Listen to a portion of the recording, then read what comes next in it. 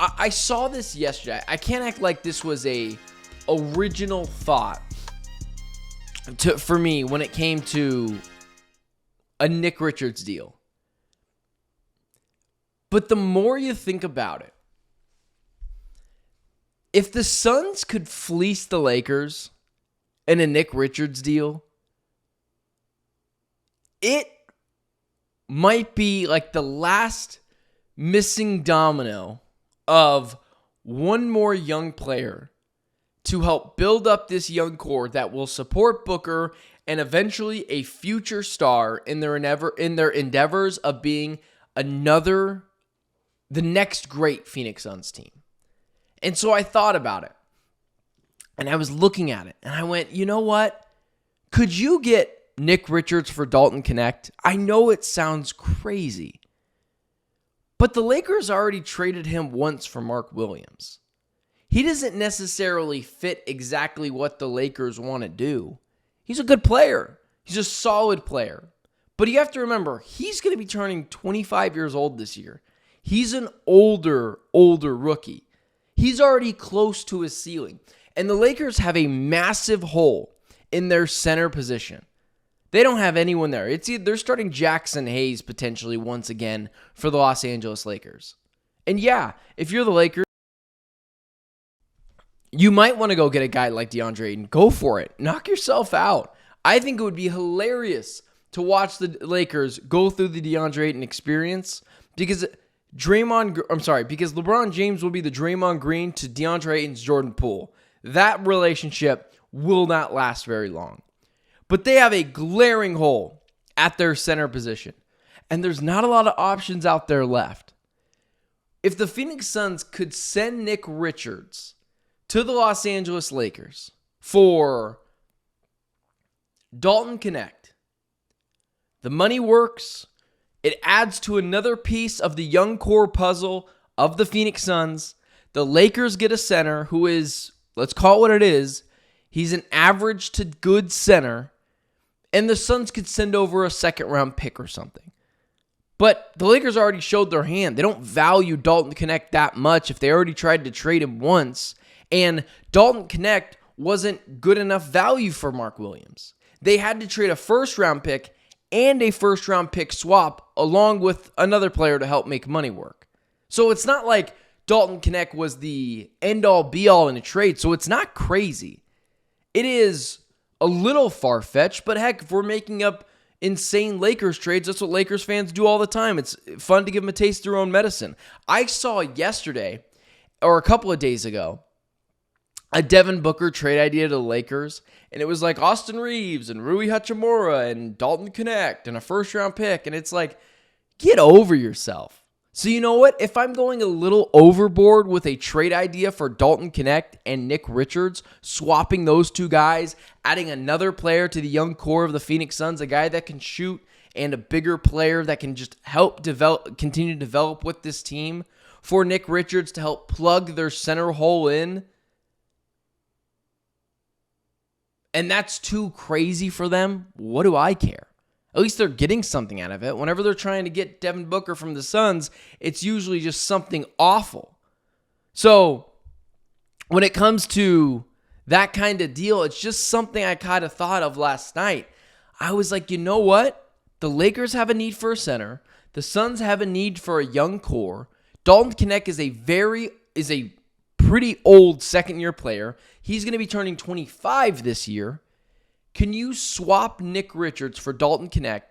The Lakers get their center, and a very viable center, and someone who's actually going to try. You're never going to question Nick Richards' effort. You bring DeAndre Ayton in, you're going to be questioning his effort every single day. Amen, Arizona Sports Chat?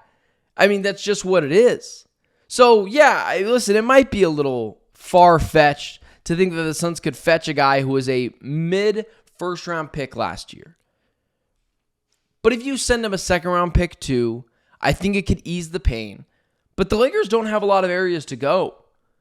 And Richards filling up their center position, and Dalton Knecht continuously going in with that Suns young core, I think it does work for both teams, even though I would agree that the Suns are definitely getting the better end of that deal. Now, that brings you to the point where as well, like Dalton Knecht makes $4 million, so you're basically committing to being in the second apron, unless, of course, you move Bradley Beal. I wouldn't, and my guy in the chat, Aaron is saying that Knecht is a gem. I don't know if I would say Knecht is a gem.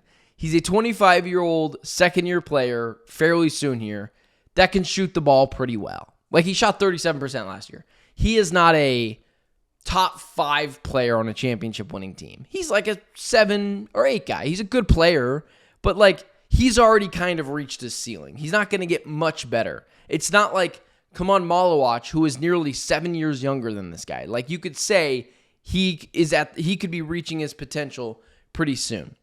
And that brings me to my next point. The Suns got a lot of players back in a Kevin Durant deal, in a bunch of trades in the draft. The Suns have a completely revamped roster. And it's kind of interesting because you think to yourself, okay, well, who's the best player or at least most impactful player that the Phoenix Suns got back in a deal for Kevin Durant or one of the many draft picks that they brought in? It's a completely overhauled roster. Royce O'Neal's here, Grayson Allen's here, Devin Booker's here, Matthias is gone, Kevin Durant is gone, Bol Bol's likely gone. It's a completely revamped roster. There's not very many people that were here last year that are here this year. If I'm not mistaken, it's a completely new starting 5 outside of Booker and then Dunn. So 3 of the 5 guys. Who is the number 1 player out of all those guys that will impact winning the most that came over in a Kevin Durant trade or in free agency? A player that was not on the team last year that is on the team this year. Who will impact winning the most and help change the culture?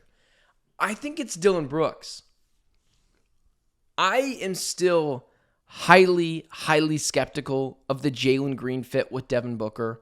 I'm kind of just looking the other way until the season starts. I think that has the potential to really blow up what the Suns are trying to build.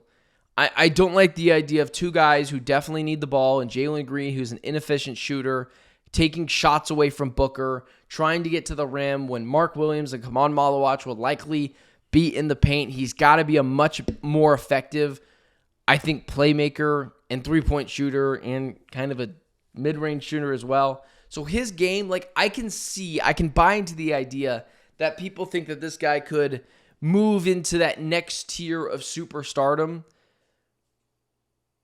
I just don't know if it's going to be here. The fit isn't great. But one of the reasons why I think Dillon Brooks is going to impact winning the most, look at his track record. The Oregon Ducks, he made a Final Four with them. That's winning. He continuously was in the playoffs with the Memphis Grizzlies. Winning. Goes over to the Rockets, a team that was a laughingstock for a couple of years there in the NBA. And they were the 2 seed in the West. I understand Dillon Brooks sometimes can be a little corny and kind of be a little frustrating and sometimes pull your hair out. But there's no one, I think, who wants to win more outside of Devin Booker than Dillon Brooks. The dude hates losing.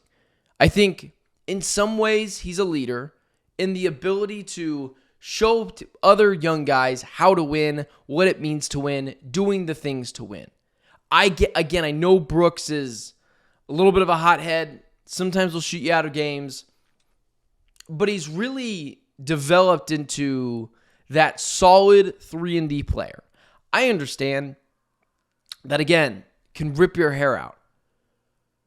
But can he come in and bring a certain level of toughness and help establish that Suns culture? I believe he can. I don't think Jalen Green, when I see him, I think of toughness or gritty or do all the little things. I think on this Suns roster, I see a lot of guys that do that, but they need someone who I think to learn that attribute from, to do it correctly. And I think Dillon Brooks is going to be that guy to show the younger guys, this is how you win. This is how you do things differently in the NBA. This is how you dive for loose balls, play well defensively, be a pest to the other team, annoy them, And so I know Dillon Brooks can be a little crazy, but for what the Suns are building, I think he is what's going to matter the most in building the next great Phoenix Suns team. I think that is something he does incredibly well, and he's going to be able to use that in this new Suns team. So when you're talking about all the players that the Suns got back here, come on, Malawach, Jalen Green, Rasheer Fleming, all those guys are great. But the Suns are trying to establish a culture built on toughness and gritty and do all the little things. And Dillon Brooks is your guy who you're trying to show the younger guys, this is what you do. So I understand that, can pull your hair out, but he is going to fit this Suns team beautifully. And when you're talking about who is the most important, I think Dillon Brooks is absolutely that guy.